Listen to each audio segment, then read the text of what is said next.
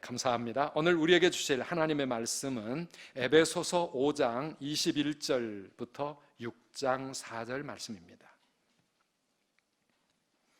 에베소서 5장 21절부터 6장 4절까지 우리 함께 교독하겠습니다. 그리스도를 경외함으로 피차 복종하라. 아내들이여 자기 남편에게 복종하기를 주께 하듯 하라. 이는 남편이 아내의 머리됨이 그리스도께서 교회의 머리됨과 같음이니 그가 바로 몸의 구주시니라. 그러므로 교회가 그리스도에게 하듯 아내들도 범사에 자기 남편에게 복종할지니라. 남편들아 아내 사랑하기를 그리스도께서 교회를 사랑하시고 그 교회를 위하여 자신을 주심같이 하라. 이는 곧 물로 씻어 말씀으로 깨끗하게 하사 거룩하게 하시고 자기 앞에 영광스러운 교회로 세우사 티나 주름 잡힌 것이나 이런 것들이 없이 거룩하고 흠이 없게 하려 하심이라. 이와 같이 남편들도 자기 아내 사랑하기를 자기 자신과 같이 할지니 자기 아내를 사랑하는 자는 자기를 사랑하는 것이라. 누구든지 언제나 자기 육체를 미워하지 않고 오직 양육하여 보호하기를 그리스도께서 교회에게 함과 같이 하나니 우리는 그 몸의 지체임이라. 그러므로 사람이 부모를 떠나 그의 아내와 합하여 그 둘이 한 육체가 될지니 이 비밀이 크도다. 나는 그리스도와 교회에 대하여 말하노라. 그러나 너희도 각각 자기의 아내 사랑하기를 자신같이 하고 아내도 자기 남편을 존경하라. 자녀들아 주 안에서 너희 부모에게 순종하라. 이것이 옳으니라. 내 아버지와 어머니를 공경하라. 이것은 약속이 있는 첫 계명이니 이로써 내가 잘되고 땅에서 장수하리라. 함께 읽습니다. 또 아비들아 너희 자녀를 노엽게 하지 말고 오직 주의 교훈과 훈계로 양육하라. 아멘. 우리가 이번 코로나19 사태를 겪으면서 정말 소중한 것이었는데 우리가 소중함을 미처 깨닫지 못했던 것들이 발견이 되고 있습니다. 교회가 얼마나 우리에게 소중한 것이었는지, 매 주일의 예배의 자리로 나올 수 있다는 것이 얼마나 귀한 것이었는지, 그뿐만 아니라 가정이라고 하는 것이 얼마나 소중한 것인가를 우리가 더 절실하게 우리가 느끼고 있습니다. 세상이 흔들리고 우리의 삶의 위기가 닥칠 때 우리를 결국 끝까지 붙잡아 줄 수 있는 것, 우리를 품어줄 수 있는 것, 그것이 바로 가정입니다. 코로나 때문에 가족들이 좀 더 많은 시간을 함께 보내고 계시는데요, 어떻습니까? 우리 가정이 정말 건강하고 행복한가? 가정이 건강하고 행복할 때 우리 모두의 삶이 든든하고 행복할 수 있는데 우리의 가정들 어떻습니까? 한번 진단해 보면 좋겠습니다. 지난주 어린이날도 있었고 어버이날도 있었고 지난 주일은 어린이 주일이었고 오늘은 어버이 주일입니다. 저희 교회는 지난주 10주 만에 우리 교회 예배가 회복되는 그 기쁨과 감사의 예배를 드렸는데요, 오늘 어버이 주일이면서 그래서 우리는 또 어린이 주일까지 함께 가슴에 품고 가정주일로 그렇게 지켰으면 좋겠습니다. 요즘은 가정이 무너져 가고 있고 해체되어 가는 그런 시대를 살아가고 있습니다. 그런데 기독교만큼 사실 가정을 소중하게 여기는 종교가 그렇게 많지 않을 것 같습니다. 우리 기독교에서는 가정은 하나님이 이 세상 만물을 창조하실 때 하나님이 친히 세우셨다, 이렇게 우리가 믿습니다. 하나님은 사람을 남자와 여자로 만드시고 둘이 연합하여 한 몸을 이루고 가정이 만들어져서 그곳에서 자녀를 낳고 이렇게 살아갈 수 있도록 하나님께서 우리 인간을 축복해 주신 것입니다. 그래서 혼인은 신성한 것이고 가정은 우리의 삶에 너무나 소중한 것이지요. 더구나 우리 믿음의 가정들은 천국의 모형 아니겠습니까? 하나님이 우리 아버지 되시고 우리는 하나님의 자녀입니다. 그리고 오늘 우리가 읽은 이 말씀처럼 남편과 아내의 관계는 그리스도와 교회의 관계와 같다. 그 신비로운 그 연합을 그렇게 말씀하고 있습니다. 그런데 이 세상은 요즘 특별히 동성애 운동과 함께 남녀의 성을 파괴하고 있습니다. 남자와 여자로 태어나는 게 아니라 내가 마음먹기에 따라서 남자도 될 수 있고 여자도 될 수 있다, 그런 주장을 합니다. 간통죄는 그거는 사라져버리고 낙태죄 이런 것도 없어버리면 좋겠고, 그래서 마음껏 내가 즐기고 싶은 대로 성적인 욕구도 인권이라는 이름으로 그렇게 누리며 살고 싶어 하는 그런 세상입니다. 결혼을 왜 하냐? 자녀를 왜 낳아서 고생하느냐? 그저 강아지나 한 마리씩 키우면서 혼자서 마음껏 즐기고 편안하게 사는 게 그게 최고의 인생 아니냐? 그렇게 생각하는 시대입니다. 이런 세상 속에서 우리 크리스찬, 우리 그리스도인들은 어떻게 해야 할까? 우리에게 가정은 도대체 무엇입니까?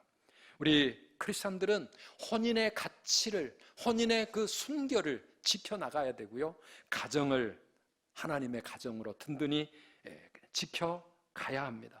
나아가서 이 세상 속에, 이런 시대 속에 진정한 크리스천의 가정이 어떤 것인가를 우리가 보여줄 수 있을 만큼 우리의 가정이 그렇게 든든해졌으면 좋겠습니다.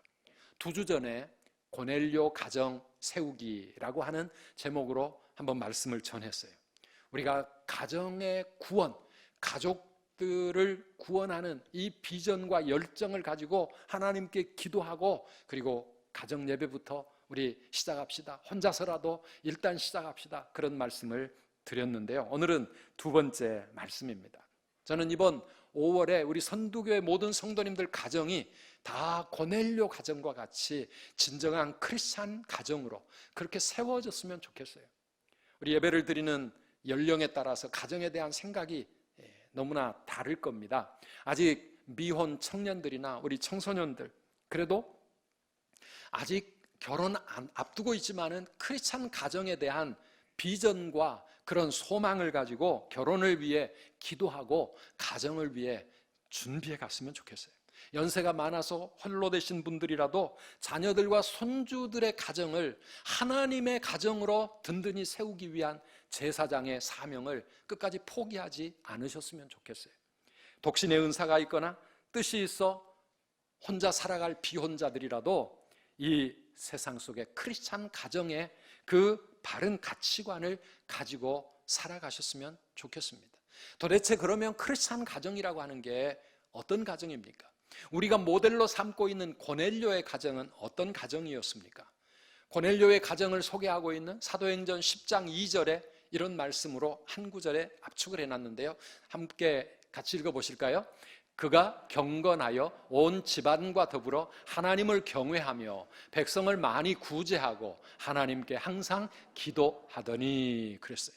근데 이 고넬료의 가정의 맨 기초가 되는 말씀이 뭡니까? 온 집안과 더불어 하나님을 경외하는 가정이었다.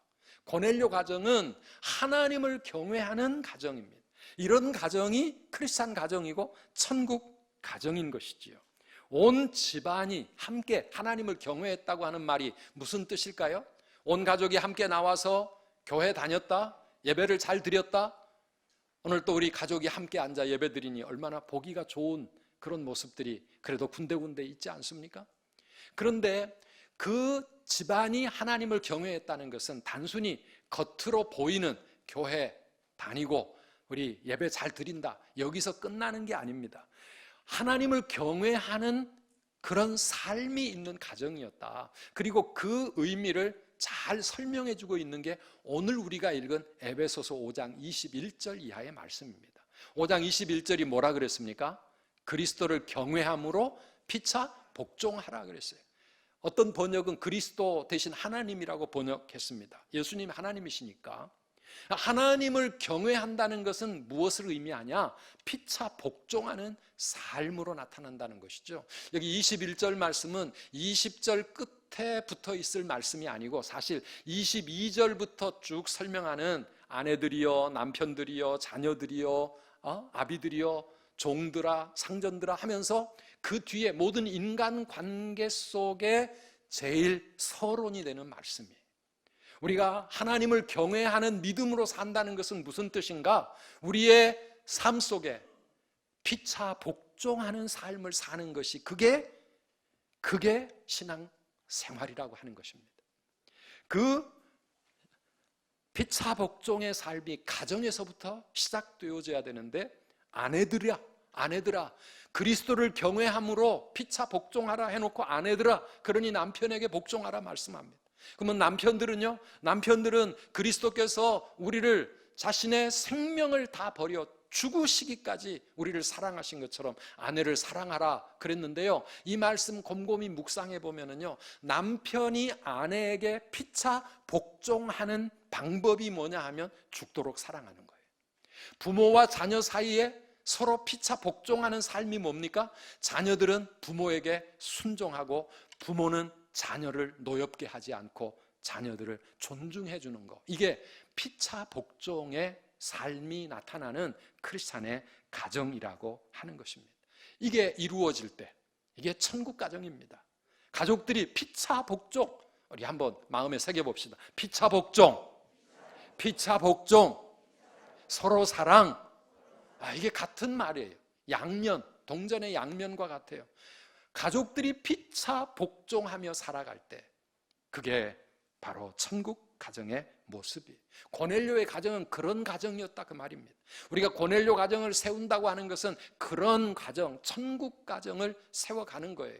가족이 피차 복종하고 서로 사랑하는 천국 가정이 안 만들어지면은요, 가족 구원 힘듭니다.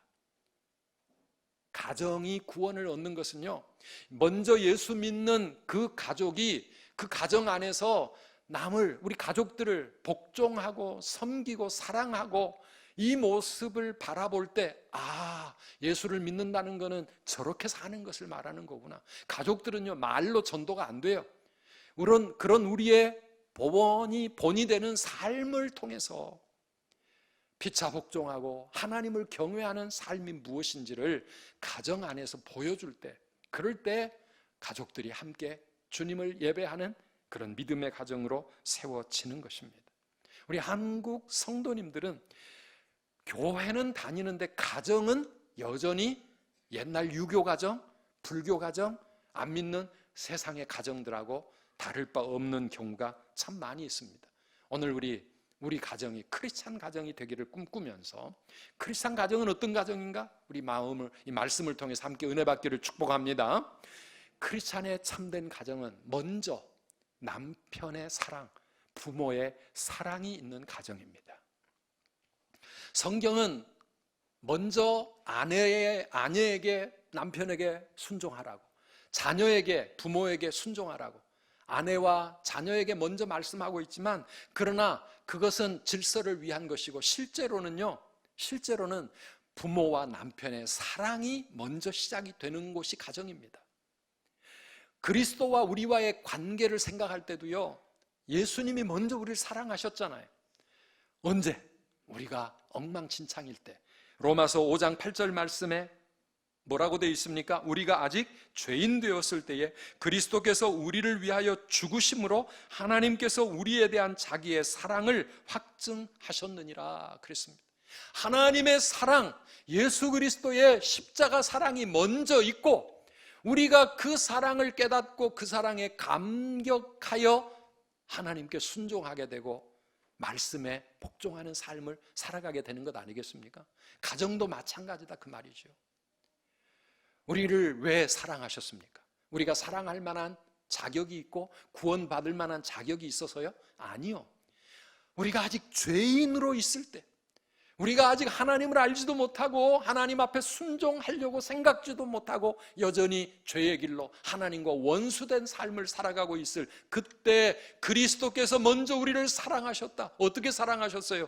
죽으심으로 사랑하셨다. 십자가에 자신의 삶을, 생명을 희생함으로, 그 사랑으로 우리를 먼저 사랑하신 겁니다. 그 사랑이 우리의 마음을 움직이고 우리의 삶을 바꾸어서 하나님 앞에 믿음으로 나아가게 하고 하나님께 순종하는 삶을 살게 한 겁니다. 크리스찬 가정에도 이 큰 사랑이 먼저 있다 그 말입니다. 남편이 아내를 먼저 사랑하고 부모가 자녀를 먼저 사랑할 때, 그리고 그 사랑의 기준과 방법이 뭡니까? 그리스도께서 교회를 사랑하신 것처럼. 우리 25절부터 27절까지 함께 읽어보시겠습니까? 남편들아 아내 사랑하기를 그리스도께서 교회를 사랑하시고 그 교회를 위하여 자신을 주심같이 하라.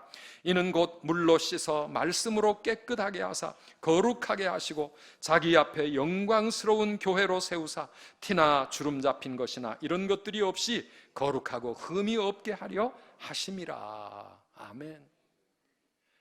남편들아, 우리 예수님이 우리를 사랑하신 것 같이 아내를 사랑하라. 예수님은 우리를 위해 십자가에서 한 번 죽으셔서 사랑이 끝난 게 아닙니다. 그렇게 십자가에서 우리를 구원하셨을 뿐만 아니라 그 다음에는 형편없고 보잘것없고 죄로 더럽혀진 우리를 물로 씻어 깨끗하게 하시고 말씀으로 양육하고 성령으로 인도해 주셔서 우리가 티나 주름 잡힌 것 없이 하나님 앞에 영광스러운 모습으로 세워질 수 있도록 우리를 계속해서 사랑으로 양육해 주신 겁니다. 남편의 아내 사랑이 그렇게 되어져야 되겠고 부모의 자녀 사랑이 그렇게 되어져야 된다는 말씀이죠. 이 말씀을 전하면 남편들은 다 기가 죽습니다. 우리가 어떻게 아내를 그렇게 사랑할 수 있겠나? 저도 저기 뒤에 앉아있는 아내가 눈치가 보여집니다. 정말 우리가 그렇게 사랑할 수 있나? 그리스도께서 우리를 위하여 죽으심으로 우리를 살려내신 것처럼 우리가 남편들이 아내를 위하여 죽기까지 할 수 있나? 그리고 모든 부족한 거, 모든 연약한 거 다 품어서 영광스럽고 아름다운 나의 신부로 그런 멋진 아내로 양육하고 보살피고 세워가기까지, 그게 남편의 사랑의 기준이라고 하는 것이죠. 예수님의 사랑이. 오늘 우리 남편들 이 말씀 앞에서 다시 하나님을 의지해야 될 것 같습니다. 부모들도 마찬가지입니다. 우리 부모가 자녀를 사랑할 때 그만한 사랑으로 사랑하고 있는가? Save the Children이라고 하는 국제 구호 재단이 있습니다. 이 Save the Children과 서울대 사회복지연구소가 함께 조사를 했습니다. 한국의 어린이들의 행복 지수가 세계 꼴찌로 나왔습니다. 물질적 지수는 세계 최고입니다. 우리 한국의 어린이들이 가지고 있는 물질적인 부분은 세계 최고예요. 거의 대부분 다 자기 컴퓨터 가지고 있고 어떤 막 노트북도 가지고 있고 휴대폰, 아이패드, 거기에 최고의 장난감, 아이들 갓난 애들 타는 유모차도요 몇십만 원, 몇백만 원짜리도 있고요. 아무튼 우리 아이들이 자기 공부방과 자기 책상과 아이들이 가지고 있는 것은 세계 최고. 그런데 행복지수는 세계 꼴찌. 네팔이나 에티오피아보다도 더 낮은 곳이 한국의 어린이들의 행복지수예요. 왜 그럴까요? 아이들의 행복의 조건 첫 번째가 뭡니까? 그게 가족이었습니다. 아이들이 행복하는데 제일 첫 번째 요소가 가족이에요. 근데 우리 가정이 문제인 거죠. 초록마을 어린이재단이라고 하는 곳에서 발표한 걸 보니까 우리 한국의 어린 아이들이 부모님과 가족들과 함께 보내는 시간이 하루 평균 13분밖에 안 된답니다. 물론 어릴 때 갓난 아이일 때는 많겠지만은 어린이집을 다니기 시작하고 유치원, 그 다음에 학교 다니기 시작하면은요 평균 우리 아이들이 가족과 함께 보내는 시간 하루 13분. 이러니 어떻게 행복할 수 있겠어요? 가슴이 다 삭막해지고 황폐해질 수밖에 없는 것이죠. 요즘 우리 코로나 덕분에 함께 가족들이 보내는 시간이 많아졌어요. 여러분 이거 힘들게 생각하지 마시고 평생 이럴 때가 언제 또 있겠어요? 이때를 정말 행복한 가정을 만들어가는 그런 기회로 만드셔야 됩니다.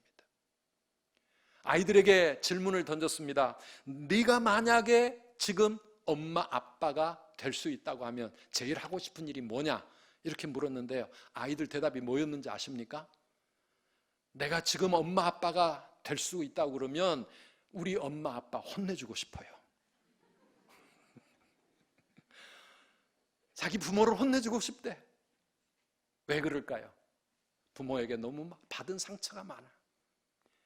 지금은 어리니까 어른 앞에 끽소리도 못하고 그냥 참고 있지만 내가 부모가 될 수 있다고 하면 이 부모들을 혼내주고 싶은 게 아이들의 마음에 쌓여있는 울분이에요. 우리 선두교회 가족들은 그렇지 않겠지요. 우리 아이들이 그렇지 않다면요, 얼마나 여러분 감사해야 될지 모릅니다. 오늘 말씀 4절을 보니까 성경은 이렇게 말합니다. 또 아비들아, 너희 자녀를 노엽게 하지 말고 오직 주의 교훈과 훈계로 양육하라. 여러분, 주님의 교훈과 훈계로 양육하라 그랬는데 그 주님의 교훈과 훈계의 핵심이 뭐겠어요? 사랑 아니겠습니까? 그 사랑도 십자가의 그 희생적인 사랑, 우리 아이들을 그 사랑으로 양육하라고 하는 것입니다. 왜냐하면 사람을 변화시키는 것은 바로 사랑이기 때문입니다. 잔소리, 큰소리 그런 걸로 변화되지 않습니다. 돈으로 우리 아이들 변화시킬 수 없습니다. 안아주고 같이 놀아주고 사랑한다 말해주고 힘들지 얼마나 고생하니 격려해주고 위로해주고 그런 것들이 아이들의 마음을 녹여서 아이들의 삶을 바꿔가기 시작하는 겁니다. 우리가 잘 알고 있는 D.L. 무디라고 하는 세계적인 전도자가 있습니다. 그런데 이 무디의 가정을 가만히 들여다보면요, 무디가 4살 때 아버지가 세상을 떠납니다. 그것도 엄청 사업에 실패가 빚을 잔뜩 남기고 세상을 떠났어요. 아버지 세상 떠나고 한 달 만에 쌍둥이 동생들이 태어났습니다. 이 집에 아이가 9명입니다.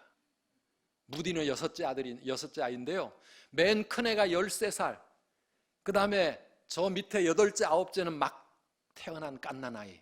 이 젊은 엄마가 이 9아이를 어떻게 양육할 수 있겠어요? 그래서 엄마가 눈물을 머금고 이 아이들을 다른 데로 입양을 보내야 되겠다. 내가 이 아이들을 책임질 수가 없겠다. 그래가지고 입양을 보내려고 했어요. 엄마의 그 뜻을 알게 된 아이들이 엄마 앞에 쫓아와가지고 울면서 엄마를 붙잡습니다. 엄마, 우리가 뭐든지 할 거야. 뭐든지 할 테니까 제발 우리를 흩어보내지 말고 엄마와 함께 살게만 해주세요. 이 엄마가 너무 마음이 아파가지고 차마 이런 아이들을 보낼 수가 없어. 그래서 마음을 정하고 아이들과 약속을 하나 했습니다. 그래, 그렇다면 엄마하고 약속 하나 하자. 솔직히 나는 너희들 이 9명이나 되는 이 갓난 아이들까지 이 아이들을 내가 어떻게 감당을 못하겠다. 그러나 우리 하나님 아버지는 우리 가정을 붙잡아 주시고 너희들의 인생을 책임져 주실 터니 엄마는 못해도 하나님 붙잡고 살아라. 너희들 교회 열심히 다니고 하나님 꼭 붙잡고 믿음으로 살아가. 그거 약속하면 나 너희들 버리지 않겠다. 그래가지고 이 9아이들이 엄마와 함께 살아가기 시작합니다. 얼마나 힘들었겠습니까? 무디도 초등학교 5학년 거기까지밖에 교육을 못 받았어요.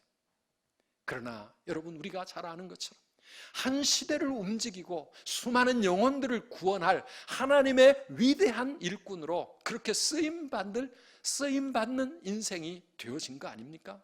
사랑하는 여러분, 비록 돈이 없고 가난하다 할지라도 세상 희망을 어디서도 찾아볼 수 없는 그런 상황이라 할지라도 아버지의 사랑이 있고 어머니의 사랑이 있다면 우리 아이들은 세상의 모든 고난을 능히 이기고 얼마든지 훌륭한 하나님의 사람으로 세워질 수 있는 것 아닙니까? 아니, 부모의 사랑이 다 없다 할지라도 하나님의 사랑, 예수 그리스도의 이 십자가 사랑, 여기에 붙잡히게 된다고 하면 그 하나님께서 그의 인생 얼마든지 책임져 주시고 인도하셔서 행복하게 하고 성공하게 하고 하나님의 사람으로 쓰임받는 인생 만들어 가실 줄 믿으시기를 바랍니다. 제일 중요한 게 사랑입니다.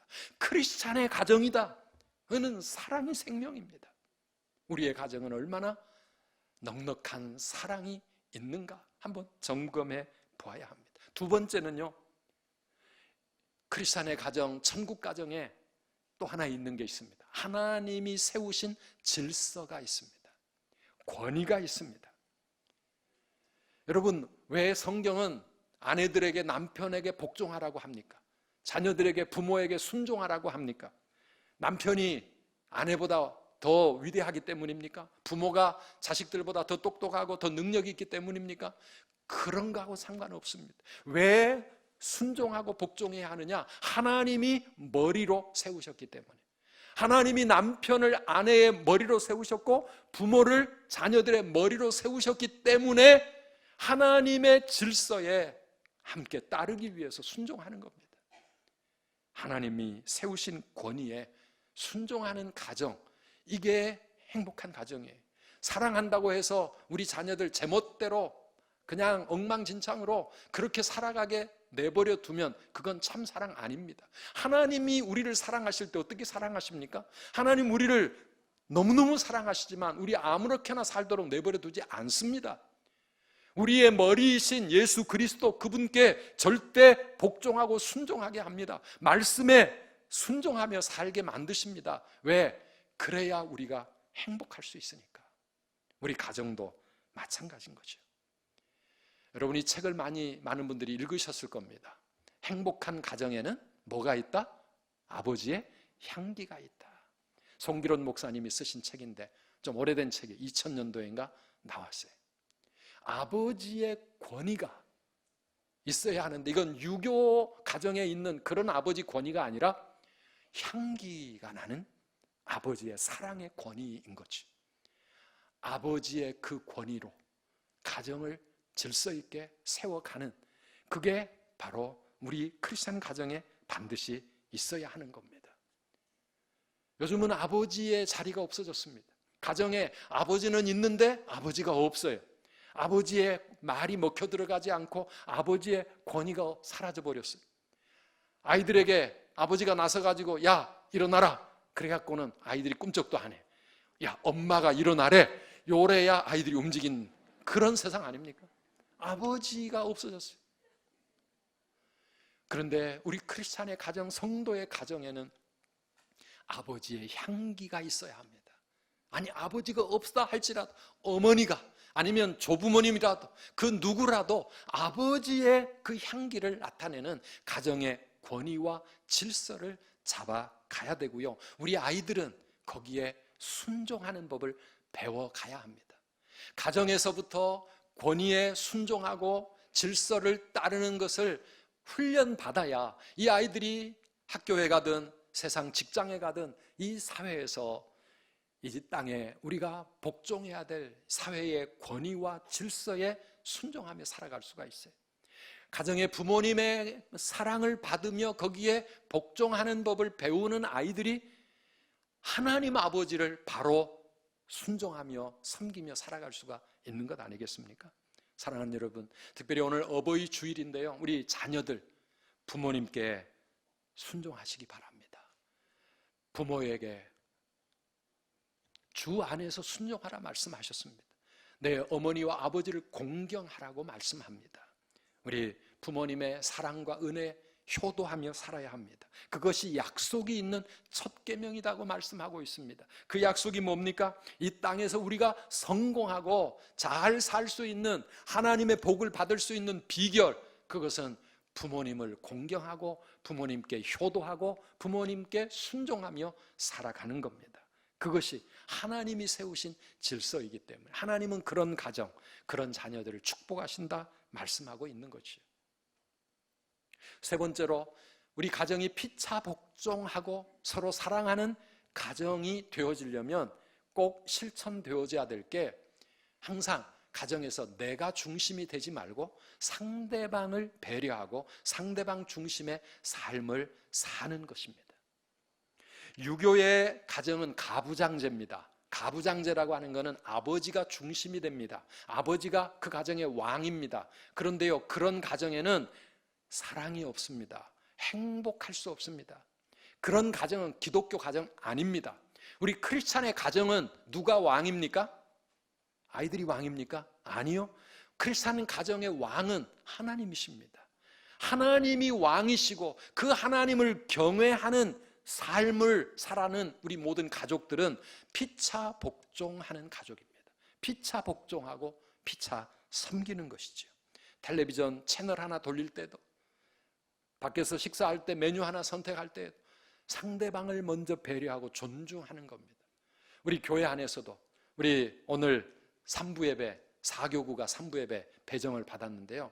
이번에 우리 교회가 이렇게 진행을 하면서도 참 너무 우리 선두교회는 정말 감사하다. 성도들이 거의 대부분 다 순종하고 협조해 주니까 얼마나 감사한지 몰라요. 어떤 때는 일부 예배 8시에 나오셔야 돼요. 어떤 때는 2시 반까지 기다리셔야 되지만은 함께 이 질서에 순종하며 나아갈 때 행복하고 건강한 그런 교회, 그런 가정이 만들어지는 것 아니겠습니까? 여러분, 부모들은요, 아이들이 울면 모든 것 다 내려놓고 쫓아갑니다. 내가 아무리 바빠도, 아무리 내가 피곤해서 잠시 쉬고 있다가도 아이들이 울면 쫓아갑니다. 왜요? 그게 부모가 아이에게 복종하는 겁니다. 아이의 필요에, 아이의 부름 앞에 부모가 쫓아가서 거기에 복종하는 게, 이 피차 복종이 자녀들만 부모에게 복종하고 있는 게 아니에요. 부모도 자녀에게 그렇게 복종하며 사는 게, 그게 크리스찬 가정의 모습이라고 하는 것입니다. 요즘은 아이들이 학교를 안 가니까 돌밥 한답니다. 엄마들이 돌아서면 밥, 치우면 또 다음 끼 준비하고 얼마나 힘든지 몰라요. 그런데 이럴 때 남편이 아내를 배려해주고 자녀들이 부모님들을 배려해주고 그렇게 서로를 존중하며 살아가는 가정, 이게 천국 가정이고 크리스찬의 가정 아니겠습니까? 그러려면 서로 관심이 있어야 합니다. 어떤 어려움이 있는지, 뭘 원하는지, 우리 오렌지 예배를 통해서 서로 대화하고 소통하면서 자신의 힘든 것, 감사할 일, 또 용서를 구하고 싶은 것, 이런 것들을 함께 가족들이 소통해 나갈 때 우리의 가정은 정말 우리 하나님이 왕이시고 우리 모두는 피차 복종하는 그런 천국 가정 이루게 될 줄 믿습니다. 그런데요, 우리 선두 가족들이 다 그런 가정을 세워갔으면 좋겠는데, 문제는요, 우리가 이걸 몰라서 안 하는 게 아니라는 거죠. 알지만 못하고 있습니다. 왜요? 내가 살아있어서, 내 자존심 때문에, 내 욕심 때문에, 내가 게을러서 우리가 알지만 못합니다. 그래서 우리에게 하나님의 은혜가 필요합니다. 천국 가정을, 고넬료 가정을 세워가는데 우리는 하나님의 은혜를 구해야 하는 것입니다. 어떤 가정은 너무 오랜 상처들이 쌓여 있습니다.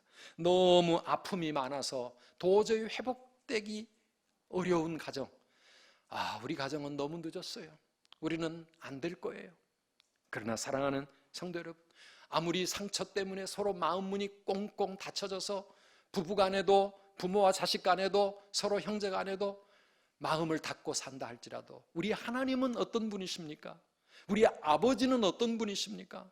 우리를 아시고 우리를 안아주시고 우리를 품어주시고 우리를 고치시고 회복시켜주시는 사랑의 하나님이 우리 가정에 임하시고 하나님의 은혜가 우리 가정을 얼마든지 변화시킬 수 있음을 여러분 믿으시기를 바랍니다.